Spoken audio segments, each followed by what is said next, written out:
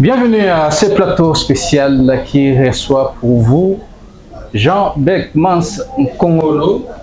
Jean Beckmans Nkongolo va passer au crible de l'actualité de l'heure. L'impunité refait surface, corruption ça et là, on en parle. La duplicité des Congolais, les informations judiciaires à l'endroit du cardinal Ambongo, bousculade au portillon des institutions, élection des membres du bureau définitif de l'Assemblée nationale, la révision de la Constitution. Jean Beckmans Nkongolo va passer au crible de toute cette actualité. Jean Beckmans Nkongolo, bonjour et bienvenue sur ce plateau. Merci, bonjour. Je rappelle que vous êtes analyste politique, libre penseur. Vous êtes également PCA du Grand Kasaï Fondation. Et vous êtes directeur du cabinet de Christian Tshisekedi, c'est ça? Le baron, oui. Le baron. Voilà. Vous êtes face à la presse nationale. Dans le Beckmans Nkongolo, on commence avec notre première thématique. Corruption, on en parle. La corruption est devenue aujourd'hui comme un sport national. Tout le monde y pratique. Que faire pour arrêter l'hémorragie? Merci. C'est vrai que nous sommes, comme le disait le chef de l'État, la corruption a atteint des proportions inimaginables. En tout cas, les gens qui se bousculent, les compatriotes qui sont censés rendre service à la nation, sont tous des charmeurs, des flatteurs. Quand vous les approchez, ils vous disent « Nous sommes là pour accompagner le président de la République, nous, c'est la vision du chef de l'État. » Surtout quand ils connaissent votre qualité, en ce qui me concerne par exemple, tout le monde est très bon, mais foncièrement, ce sont des hypocrites, des égoïstes, des méchants. Ils vendent chaque signature. Je décide de le dire ici parce que désormais, je prends rendez-vous avec la presse. J'avais préconisé dans l'une des émissions la création de la cellule de validation des décisions judiciaires. C'est une façon de nous passer un peu du formalisme juridique. Vous décidez, prenez l'argent de qui vous voulez, mais la décision ne passe pas si elle n'est pas validée par la commission de censure. Et cette commission, son mode de fonctionnement, je l'ai préconisé dans le sens de dire on recourt aux magistrats retraités. On procède par un tirage au sort, ce n'est pas une commission permanente. C'est selon que vous êtes sélectionné que vous prenez connaissance de la documentation telle que élaborée par la commission permanente et vous nous dites si c'est bien ou mal jugé. Comme ça met en difficulté les corruptibles et les corrupteurs. Il y aura beaucoup plus de polémiques orientées vers le remboursement. Monsieur Nkongolo, c'est comme le confrère venait de le dire, corruption à grande échelle. Et le pays se détruit. On construit rien, on déplore. Vous avez eu des élections. D'ici là, on va mettre en place la justice. Mais on a déploré toujours la corruption. Le corruptif, les corrompus et les corrupteurs. Mais on n'a pas senti que ces gens sont inquiétés par ceux-là qui doivent dire les trucs. Merci. La corruption, il faut avouer que le clientélisme a atteint toutes les couches de la société. Pour être nommé pasteur d'une église à tel endroit, vous devez corrompre les hommes de Dieu qui ont la décision. Pour être affecté curé dans une paroisse juteuse, vous devez corrompre, signer les engagements avec la hiérarchie de l'église. Ça, c'est au niveau de ceux qui sont censés prêcher la morale. Ceux qui sont censés orienter les choses dans le sens du sérieux de la méritocratie. Alors, in fine, il faut retourner la force à la loi. Qui se charge d'appliquer la loi? Pourquoi parle-t-on beaucoup plus de l'inspection générale des finances? Pourtant, il n'y a pas que l'institution générale de finances. Il y a l'inspection générale de mines, il y a l'inspection judiciaire, il y a plusieurs inspections. On n'en parle pas parce que ça fait le lit des corrupteurs et des corruptibles. si on renforce la rigueur, on donne un peu plus de pouvoir à ses amis, comme on l'a fait avec notre ami Jules Alinguete, moi je crois que ça va révolutionner beaucoup de choses. Ceux qui se bousculent aujourd'hui savent que c'est le mieux disant, le cas le plus flagrant, c'est l'élection sénatoriale et même de gouverneur. On y va à coup de billets de banque, c'est le mieux disant qui est élu. Pas parce qu'il connaît, pas parce qu'il mérite, mais parce qu'il a plus. Pourtant, la tête à un niveau très discutable, mais comme il a les moyens, c'est celui-là qui est privilégié. Et ça, c'est à tous les niveaux de la vie. Je vous dis, à commencer par les églises. On n'envoie pas n'importe qui, n'importe où. C'est selon ta relation avec le décideur, avec le numéro 1.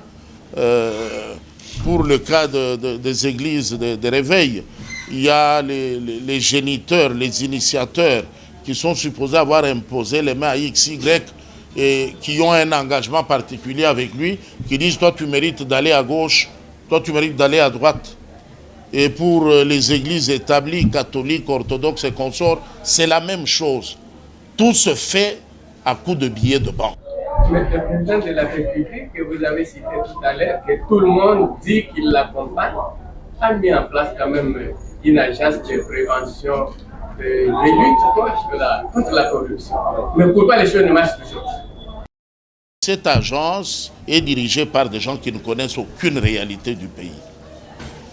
Le clientélisme au niveau de nomination, les bousculades qui se font selon qu'on se connaissait à telle année, selon qu'on a marché ensemble en telle année, c'est ça ce qui tue la machine. On mettait des gens parce qu'ils ont le cœur à l'œuvre, ils font preuve de maturité, ils comprennent ce qu'il faut comme mécanisme pour décourager la corruption. C'est comme une police. Ça ne devait pas être un corps de fonctionnaires budgétivores mais improductifs. Ces gens qui sont là, ils attendent les salaires quoi qu'il advienne. Ils ne travaillent pas à la fin du mois, l'argent est versé sur son compte. Comment va-t-il motiver? Il rend compte à qui? Le bilan, qui l'évalue? C'est monsieur qui gère la structure de lutte contre la corruption. Ce sont des choses comme ça qu'on doit réviser. Oui, mais c'est Jean Beckman, la corruption est en train de détruire le pays. Qu'est-ce que vous proposez concrètement, puisqu'on doit y mettre fin, sinon le pays ne va pas avancer? Tourner la force à la loi, c'est mettre les mécanismes de contrôle, les mécanismes d'audit, le mécanisme de suivi. Quand le cas est signalé à cette agence, qui doit d'ailleurs être représentée dans toutes les structures de la vie nationale, et que celui qui est mis en cause se présente avec un peu plus de billets, ils réagissent de la même manière que nous voyons réagir les hommes d'église, les hommes de la justice et consorts. Mais si c'était une structure indépendante, qui ne soit pas avec des individus connus à l'avance, comme la cellule de validation des décisions judiciaires dont nous parlons ici, il y a beaucoup d'imperfections, même au niveau de l'inspection générale des finances. Qui contrôle l'inspection générale des finances? C'est une structure qui navigue comme ça à vue. Ils disent ce qui leur plaise. Et je crois qu'il y a lieu de mettre sur pied les mécanismes de suivi, de contrôle, d'audit, d'évaluation de la performance de l'ensemble de ces structures. Comment voulez-vous que la corruption n'évolue pas? Dans la mise en place au niveau des institutions ou de quoi que ce soit, il y a même des sociétés qui sont prises en otage par des familles. Le père meurt, c'est son fils qui le remplace, alors que son niveau est discutable. Les jeunes qui viennent de terminer les universités, ils vont marcher des années et des années, on n'engage pas. On n'a jamais engagé, mais il y a de nouvelles unités toujours. Donc c'est un problème de renforcement de textes qui régissent les différentes institutions avec un mécanisme de suivi, de contrôle, d'évaluation et d'audit en permanence. Monsieur Jean-Bertrand Ngolo, vous voulez encore ajouter une structure de plus alors que nous avons déjà la PLC. Pourquoi ne pas intégrer la cellule de validation des décisions judiciaires au sein de la PLC pour encore booster cette agence qui lutte contre la corruption? Et la deuxième question, si vous permettez, comment interprétez-vous les propos du secrétaire général de l'UDPS, je cite Augustin Kabila, lorsqu'il dit que les voitures, encore les véhicules qui ont été octroyés aux députés provinciaux, c'était une façon de les motiver. Comment interprétez-vous ça? Merci beaucoup. La question de l'intégration de la cellule de validation à l'ACLP, je n'approuve pas le mode de fonctionnement de l'ACLP. C'est du fonctionnariat. Quand quelqu'un sait que moi je m'occupe d'étrancher le différend entre X et Y, il se met en position de céder au plus offrant.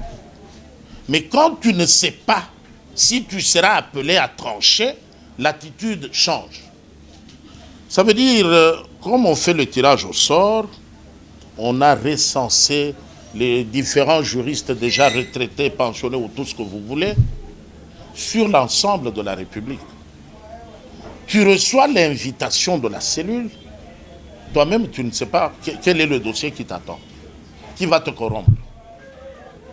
Tu es tiré au sort. Tu n'as pas le temps de faire un communiqué au justiciable pour dire « Je suis appelé, votre dossier peut me tomber sous la main ». Non. C'est cette opacité qui va décourager la corruption. Mais la CLP, on nomme les gens. Déjà, le fait là d'être nommé ouvre toutes les portes aux antivaleurs. Mais quand vous êtes tiré au sort, vous êtes là, vous avez une durée de 60 jours pour visiter les dossiers mis à votre disposition et mettre vos avis. C'est fini, vous retournez, vous ne savez pas. Dieu seul sait quand est-ce que vous serez encore tiré au sort. Comment on va vous corrompre? Voilà. Et par rapport au deuxième aspect de l'intervention, le secrétaire général qui dit que les véhicules...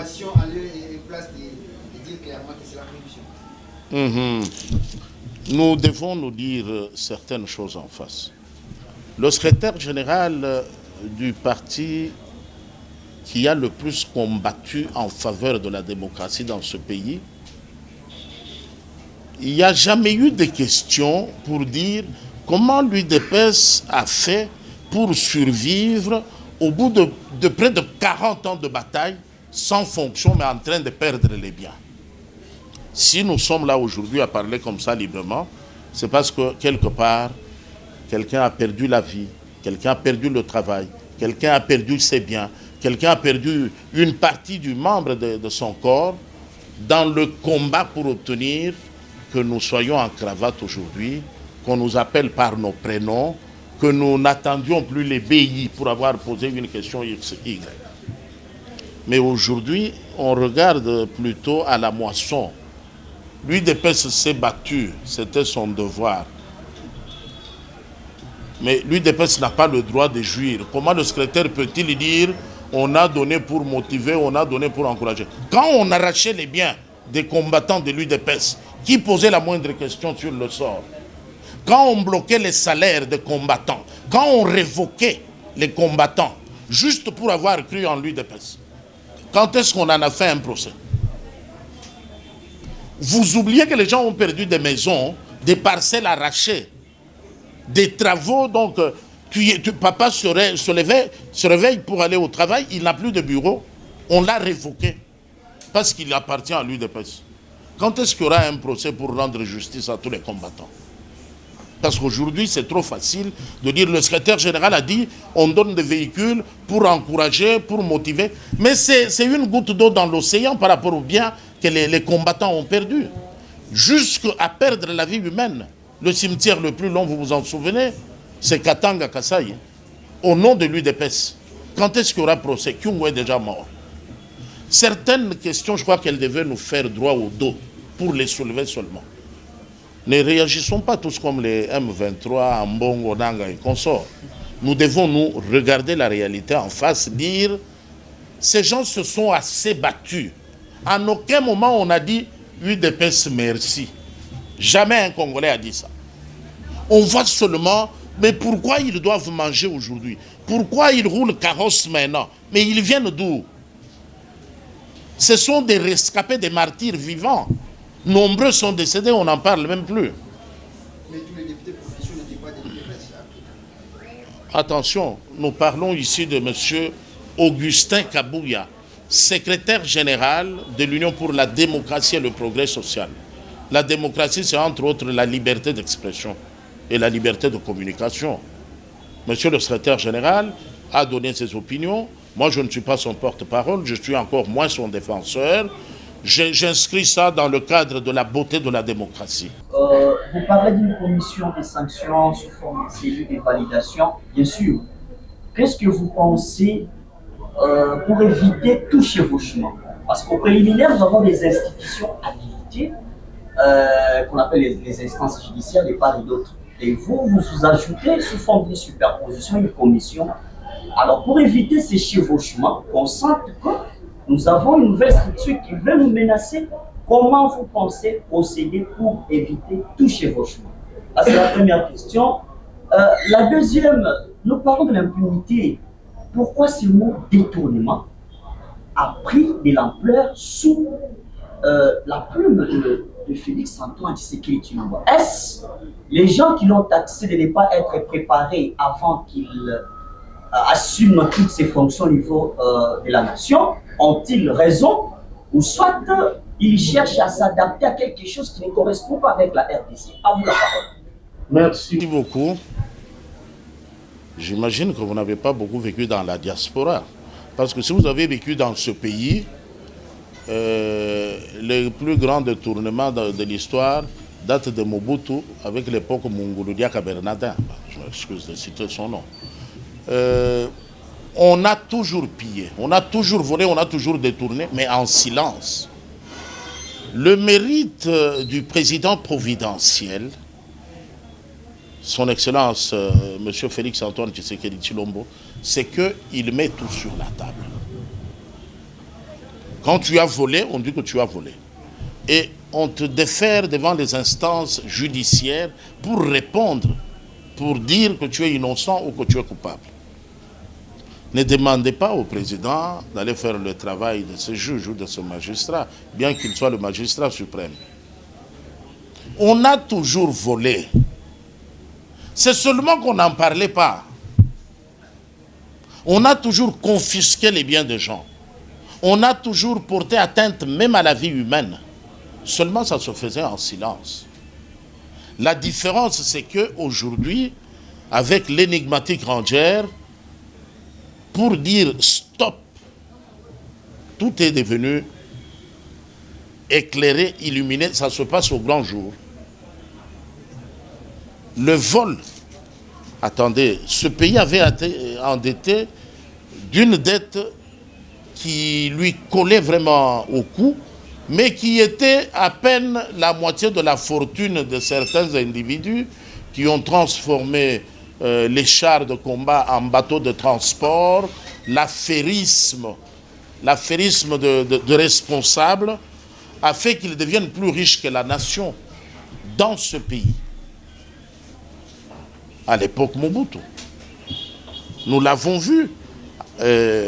Presque tous les généraux sont devenus des millionnaires. À l'époque, Laurent Désiré Kabila, on a pris tous les véhicules de luxe ici, on a envoyé à Kigali, à Kampala. À l'époque de Joseph Kabila, on est allé chercher la population à Kampala et à Kigali pour ramener à Kinshasa. Sous silence. Je rappelle, messieurs, mesdames de la presse, que l'un de vos collègues, monsieur Christophe Kolomoni, secrétaire général au PPRD, nommé directeur général de la RTNC, avait été remercié dans moins de 24 heures pour avoir laissé passer le message du parti au pouvoir qui disait que c'est le Rwanda qui nous agressait. Juste pour avoir dit ça. Le Rwanda agresse la RDC. Christophe Kolomoni, un ami, un frère, que je salue en passant, a payé le prix. Alors, pourquoi vous ne comprenez pas le changement de contexte?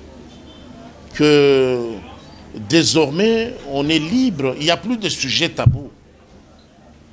Nous parlons ici en citant même le président de la République. Il n'y aura aucun pays. Aucun. Tout s'inscrit dans le cadre de l'exercice démocratique. Alors, pour revenir à votre... La deuxième question concernant comment vous faites pour éviter les chevauchements avec des instances judiciaires qui existent déjà. Oh, très bien. En Italie, quand la mafia a noyauté l'appareil étatique, c'est au niveau de la justice qu'on a fait recours pour trancher et décourager la mafia. Mais on s'est rendu compte qu'au niveau de la justice, tout le monde, presque tout le monde, soit était corruptible, soit redoutait les représailles de la mafia. Soit tu acceptes leur argent, on te laisse tranquille, soit alors tu ne touches pas du tout à leur dossier. Sinon, tu perds la vie. Mais il y a eu un monsieur, Giovanni Falcone, si ma mémoire est bonne, qui a tenu tête, qui a combattu. C'est vrai qu'il a fini par perdre la vie, mais aussi la mafia a été découragée totalement. Et ici, le système, c'est que pour préserver les vies des compatriotes qui sont censés rester dans cette structure, ils ne sont pas nommés. Ils sont tirés au sort selon que le besoin se présente. Nous avons 26 provinces, une multitude de juristes.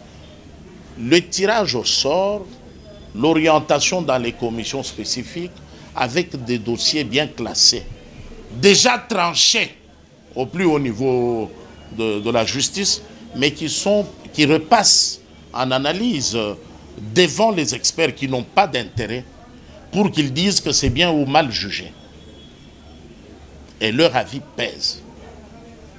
Ça aurait été le rôle du Conseil supérieur de la magistrature. Malheureusement, au Conseil supérieur de la magistrature, les gens sont nommés, ils sont connus et ils se prévalent de certains privilèges, d'une certaine intouchabilité. Alors, la bonne façon de contourner, c'est de recourir aux anonymes. Les gens qui tranchent sans intérêt et leurs avis sont confrontés aux avis des corruptibles. Voilà comment on va éviter le chevauchement. Les uns sont officiels, ils sont connus, ils sont nommés, les gens peuvent aller vers eux. Mais les anonymes, qui ira les corrompre? Jean Berkmas Congolo, fervent chrétien, croyant catholique. Si vous étiez en face du cardinal Fridolin Ambongo, en tant que patriote congolais, quel message vous lui passerez directement aujourd'hui, vu la situation actuelle de la République démocratique du Congo, connaissant tout ce qu'il y a comme situation sécuritaire, contexte sur le plan national et international, Ambongo, votre père spirituel, quel serait votre message direct face au cardinal Fridolin? Merci beaucoup. Père spirituel, c'est quand même exagéré. Hein? C'est votre père spirituel. Non, non. Vous n'allez pas refuser qu'il n'est pas votre père spirituel. Il l'est. Il est berger. Il est berger. Il gère l'archidiocèse de Kinshasa, point barre. Mais gérer l'archidiocèse de Kinshasa, cela veut dire qu'il exerce son droit épiscopal sur quelques dizaines de prêtres qu'il y a dans l'archidiocèse de Kinshasa. Parce qu'apparemment, il y a une certaine confusion qui veut faire de Ambongo comme l'égal du président. Non, Ambongo a dit, le président a dit Ambongo. Non, non, non, Ambongo est comparable à un gouverneur. Mais le gouverneur gère l'ensemble de la population. Lui ne gère que quelques prêtres, hein, d'ailleurs en opposition, contre leur gré. Parce que les prêtres les subissent. Ils ne sont d'aucune manière associés à la procédure de désignation ni de l'évêque ni de l'archevêque. Ça, c'est Rome qui décide. Demain, on peut se réveiller ici. Rome nous a envoyé Mami Wata comme archevêque. Nous n'aurons rien à dire parce que c'est comme ça que ça se passe. Et ça, comment il fait pour arriver là? C'est un secret. Est-ce que vous avez encore du respect à l'endroit du cardinal Fridolin Ambongo? Voilà le vrai sens de ma question. J'ai beaucoup de respect à l'endroit de l'archevêque métropolitain de Kinshasa, Mais je n'ai aucun respect pour M. Ambongo Fridolin Boswongo. Il faut qu'on fasse la part de choses. M. Fridolin Ambongo Boswongo, moi je vais le respecter pourquoi? C'est un jeune homme de mon âge. Maintenant je le respecte au nom de quoi? Mais quand il exerce comme prince de l'église, comme cardinal, archevêque métropolitain, là je le respecte. Mais quand il s'habille en cardinal, en archevêque, pour exercer sa fonction de parrain, de père spirituel, c'est pourquoi j'ai refusé cette histoire. Lui est père spirituel de Moïse, il ne peut pas être mon père spirituel à moi.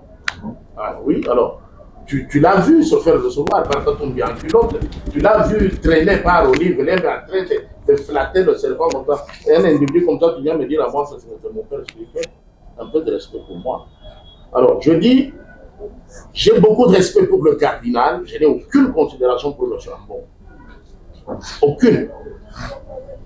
Quand il exerce comme cardinal, ça veut dire il explique au peuple de Dieu ce que l'Église veut que le peuple retienne comme message sur l'entendement des Écritures qu'il rend en termes d'homélie indiscutable. J'accepte, je m'incline, je dis Amen. Mais maintenant, quand il joint son agenda politique, il a commencé depuis Genval, je sais qu'à l'issue de Genval, lui est allé déjà dans l'opposition. On venait pour élire le président de la République, M. Ambongo, pas le cardinal, pas la Senko. M. Ambongo, lui, se met déjà dans la peau de l'opposition, depuis Genval. Alors, il vient, il commence sa campagne de sensibilisation au niveau de la composante confession religieuse. Je crois que votre mémoire n'a pas oublié le témoignage d'un autre archevêque, Sonny Kafuta Rockman, le général, qui est venu accuser son homologue archevêque auprès de l'opinion en disant « Mais Ambongo m'a appelé. Il me dit, faites tout pour que quelqu'un de l'espace Grand Kassai ne passe pas, parce que le président étant son frère, il risquerait de le favoriser. » Avant même la mise sur pied de la CENI. Ça, c'est Ambongo. Quand l'affaire fait du boucan, il oblige ses esclaves qu'il nomme dans les paroisses selon qu'ils lui rendent compte, d'après les inscriptions, les orientations, les obligations qu'il leur impose. On a vu des messieurs venir avec un chiffon, dire nous, les curés des paroisses, nous protestons, mais c'est le corbeau et le renard. On sait que ils sont exploités, ils agissent comme les esclaves. Ils ne sont pas libres. Pourquoi on ne peut pas me demander à moi de le lire? On peut amener ce document et dire un fidèle catholique, laïque de surcroît, Jean-Bernard Skongolo, lit le message. Il sait ce que je vais faire de ce message-là. Très bien, Jean-Bernard Skongolo. Vous avez beaucoup de choses à dire sur le cardinal Ambongo. Quand il dit que les peuples souffrent, a-t-il tort ou a-t-il raison? Ambongo? Oui. Oui, mais comment voulez-vous que le peuple ne souffre pas? Quand toutes les écoles versent l'argent, ça va dans sa poche à lui. Les enseignants ne touchent rien. Vous avez peur? Oui. Chaque élève de l'école catholique paye $100 à M. Ambongo. Ce n'est pas à l'archidiocèse. Comment voulez-vous que les gens ne souffrent pas? Quand toutes les confessions missionnaires qui sont ici payent le droit d'être installés en République démocratique du Congo à M. Ambongo. Comment voulez-vous que les gens ne souffrent pas? Quand un prêtre de l'église catholique a pour salaire 8 ou $9 par mois. Comment voulez-vous que les gens ne souffrent pas? Quand les prestataires, les gens qui travaillent dans l'église catholique, au centre interdiocésain, à la radio Elikia, à la radio Marie, tous ceux qui sont sous la coupe de l'église n'ont pas de salaire. Ils sont impayés. C'est eux-mêmes qui viennent me voir et qui se plaignent. Ces choses que je dis, tous les prêtres savent. Je sais qu'en train ils vont m'applaudir et faire encore beaucoup de messages. Alors, maintenant que le cardinal, lui, se rende compte que les gens souffrent, c'est pour détourner l'attention de l'opinion vers sa responsabilité au sein de l'Église. Et dire que le problème se dépasse au niveau, le problème se déroule au niveau politique. Comme ça, C'est orienter tout de suite vers l'opinion. Il se positionne toujours du côté du peuple. Oui, mais il se positionne effectivement du côté du peuple parce qu'il nous en a donné la preuve. Hein. Il était devant un choix, on lui a dit, dans cette salle-là, il y a les voleurs, il y a les bandits, il y a les jouisseurs, il y a les gens qui veulent balkaniser le pays. Mais dans cette autre salle, il y a des minables, des inconnus, des pauvres, des laissés pour compte. Tata Cardinal, vous allez où? Il a choisi d'aller chez les voleurs. On dit non, non, non, vous allez près des pauvres pour les réconforter un peu moralement. Il a fait un scandale, on m'a refusé l'accès au VIP. Non, là, c'est chez les voleurs. Vous êtes toujours à côté des pauvres. Allez à côté des pauvres, il n'a pas accepté d'aller à côté des pauvres. Ça, c'est un discours qu'il tient, un discours populiste. Quand il est devant les gens, il s'offre en spectacle. Nous sommes combattus. Ce que nous faisons est très difficile dans notre pays pour endormir les esprits faibles. Et, bon, en venant ici, le chef d'état-major général, M. James Kabarebe, a été présenté comme l'oncle paternel à M. Kanambe. Bon, de là à dire, bon, il est tanzanien, il est rwandais, il est ougandais, ce qui est sûr, il n'est pas congolais. Maintenant, est-il impliqué? Là, nous devons laisser les services de renseignement nous éclairer. Et pour ça, il n'y a que lui qui peut accepter l'invitation pour venir répondre aux questions qui lui seront posées, pour renseigner sur sa vraie nationalité, comme on l'a vu avec Kunda Batware, comme on l'a vu avec les Mutebutsi et tout ça, qui ici, on nous les présente comme Congolais. Il y a des Congolais prêts à se suicider pour jurer qu'ils sont Congolais, mais une fois à la CPI, non, Katumbi est clair, il dit qu'il ne peut pas renier son père pour la politique.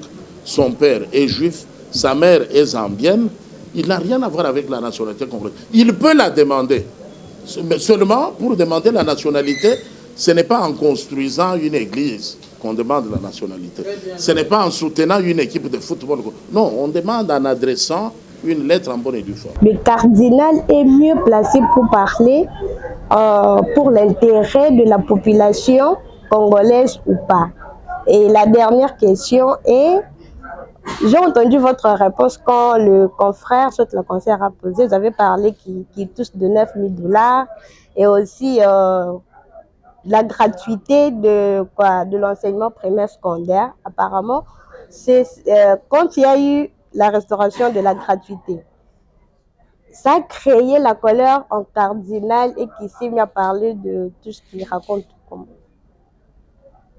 Ah, ça fait quand même 3 bonnes questions, toutes relatives au cardinal. L'ouverture du dossier judiciaire, alors que lui porte la voix des faibles. Est-ce que ça ne va pas déranger? Est-ce que... à quel faible vous faites allusion, madame? Que je sache, les faibles dans ce pays, nous en avons. Moi, je peux recruter les faibles parmi les hommes et femmes de la presse, dont les salaires n'ont pas un seuil, un SMIG défini pour toutes les maisons. Vous recourez au service d'un communicateur, d'un journaliste. Le minimum que vous pouvez lui payer, c'est 800 $. Mais le reste est discutable en fonction du logement, de la distance qu'il habite, de l'importance de sa famille, des charges qu'il a au niveau de votre maison. Mais ça n'existe pas. Est-ce que Tata Cardinal ici à l'Obélabino, vous faites allusion à quel pauvre? Les autres pauvres ont un SMIC défini par l'État. Ils touchent leur salaire chaque fin du mois. Vous pensez qu'il parle de ces pauvres-là? Non. Vous pensez à quels pauvres? Les enfants de la rue. Mais ils battent record à l'Est. Son Excellence, Monsieur le Président de la République, lui a demandé s'il pouvait collaborer à coordonner la prise en charge des victimes de guerre. Il avait décliné. Maintenant, il parle de quels pauvres, madame? Les pauvres que lui-même crée au sein de l'Église en refusant de payer les salaires. Il parle de ce pauvre-là. Il n'est pas porté Il n'est pas porté parce que j'étais très touché par l'action des mamans de l'église kimbanguiste qui se débrouillent dans le petit commerce, qui ont consenti le sacrifice et qui se sont dotés d'un bateau de pêche. Elles, on va dire qu'elles défendent les riches ou les pauvres. Parce que les poissons, là, seront consommés par toute la population. Que de jeter l'argent comme ça dans le tourisme, dans les billets d'avion, et puis s'offrir en spectacle devant une opinion préparée, déployer des arguments incontestables devant un public qui n'a pas droit à la parole, c'est tout simplement malin. C'est pas honnête. Essayez, madame, que lors d'une célébration, on donne un peu la parole aux fidèles catholiques pour qu'ils disent ce qu'ils pensent de ce discours-là de M. Fridolin Ambongo. Qui pourra oser ça? Il est allé à l'Est, il a dit que le pays était en train de partir, on veut nous arracher le pays par les étrangers. Il va au Sud, il dit ne chassez personne, laissez tout le monde venir, même les étrangers peuvent nous diriger au nom de la convivialité. Ah, l'argent quand tu nous tiens. Et l'autre aspect, c'était par rapport à la gratuité de l'enseignement. Oui, mais la gratuité de l'enseignement, ça c'est la goutte d'eau qui a fait déborder les vases. Tata Cardinal pouvait encore rester tranquille si le chef de l'État s'était contenté de dire bon, on fera la gratuité de l'enseignement au second mandat. On a coupé l'herbe sous le pied. Quand on dit que la RDC, c'est l'un des plus grands pays catholiques du monde, c'est entre autres, cette grandeur, c'est par rapport à l'enveloppe qui va au Vatican, dont on ne parle jamais. Évalué en termes de millions, pas moins de 60, avec la manœuvre du pétrole de Mwanda. Ajoutez à cela la souffrance de tous les parents, 100 $ par enfant sur une année. Et quand vous voyez le volume des enfants récupérés dans le cadre de la scolarité gratuite, Cardinal ne peut faire que son deuil. Et là, moi, je lui souhaite mes condoléances. Voilà, Jean-Baptiste Gongolo, nous tendons lentement et sûrement à la fin de cette émission. Mais il y a deux thématiques qui nous restent. Il y a d'abord cette bousculade qu'il y a au portillon des institutions. Tout le monde veut devenir ministre. Tout le monde veut devenir membre du bureau définitif de l'Assemblée nationale. Octave Mukendi. Tout le monde ne peut pas être président de la République, tout le monde ne peut pas être ministre ni gouverneur. On doit quand même rendre certains d'entre nous. Mais la manière dont on voit ce qui constitue l'équipe dirigeante, on voit un homme, sa femme et puis son enfant. Nous le voyons avec la configuration du ticket à l'Assemblée nationale. Vous avez déploré la corruption ici. Pensez-vous qu'avec un parent, un papa qui est ministre, une maman qui est députée nationale, on peut vraiment diligenter une enquête ou bien faire un contrôle parlementaire efficace? Merci beaucoup. Je vais être très sincère, comme je l'ai toujours été dans tous mes propos. Je suis contre cette procédure et je suis contre ce ticket gagnant. Voilà. Tout simplement parce que dans un pays de plus de 100 millions d'habitants, je ne trouve pas normal que nous restions l'otage des mêmes noms. Ça tourne autour des mêmes personnes. Vital Kamerhe, Bemba, Bahati, Mbosso. Kamerhe, Bemba, Bahati, Mbosso. Sur plus de 100 millions de Congolais. C'est pour avoir fait quoi? Nous, on n'est pas nous ne sommes pas leurs esclaves, hein. Nous ne sommes pas un héritage que leurs papas leur ont laissé. Hein. Il y a des enfants qui étudient, nous en avons tous, qui ont des mérites, qui ont la capacité. Quand est-ce qu'ils auront accès à des fonctions comme ça? Parce que quand on positionne déjà papa, maman et les enfants, c'est pour absorber tous les chômeurs de la famille, les placer là. Ouais, eux aussi sont Congolais qui le travaillent. Non, je ne suis pas d'accord. Je dis tous ces mécanismes qui débouchent sur le clientélisme, c'est ça ce que nous devrions combattre. Mais pour combattre ça, mettons-nous d'abord du côté du pouvoir. Ne nous mettons pas dans le camp de M23. Dans le camp de M23, on dénonce, on ne propose rien. Dans le cas du pouvoir, la critique est assortie de recommandations. Voyez-vous, c'est toute une nuance qu'il faut saisir. Ceux qui ont travaillé, ont déjà travaillé, qu'ils n'attendent pas mourir aux fonctions. Vous avez travaillé. Maintenant, vous pouvez vous retirer avec honneur et dignité pour laisser les autres. Il ne faut pas plier bagage pour jouer au malin. Vous avez servi, ok, démissionnez pour laisser la place aux autres. Vous démissionnez vite, vous venez vous mettre au devant du rang pour attendre un nouveau poste. Le jeu de Vital Kamerhe, que je n'aime pas. Merci beaucoup, confrère Apollinaire. Oui, M. Jean-Bert Mas, Congolo. Moi, ma question va se baser sur qu'est-ce qui bloque encore la composition du gouvernement ou encore la sortie du gouvernement à titre comparatif si nous prenons les cas du Sénégal ou encore de la France. Gabriel Attal, aussitôt nommé, aussitôt a composé son gouvernement, tout comme aussi au Sénégal, ça a été le cas. Mais en République démocratique du Congo, près de 6 mois bientôt, depuis que nous avons eu le deuxième quinquennat de M. Félix Antoine Tshisekedi Tshilombo, le pays n'a pas de gouvernement alors que tout va mal. Jean-Bert Mas Congolo, qu'est-ce qui bloque la publication du gouvernement?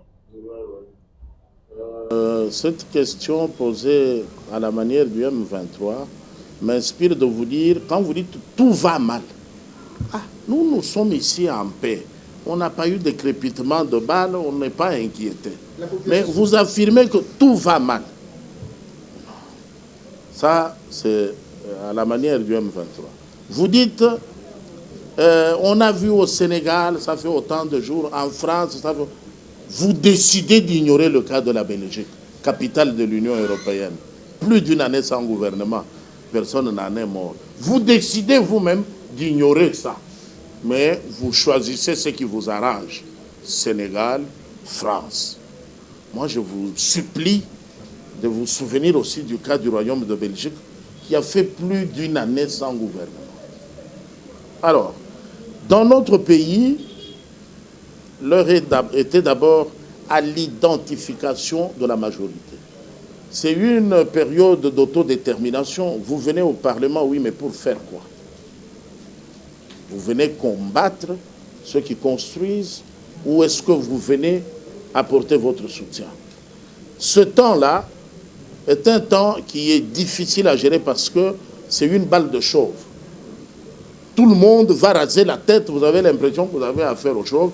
Plus le temps passe, plus les cheveux poussent, on distingue les vrais des faux.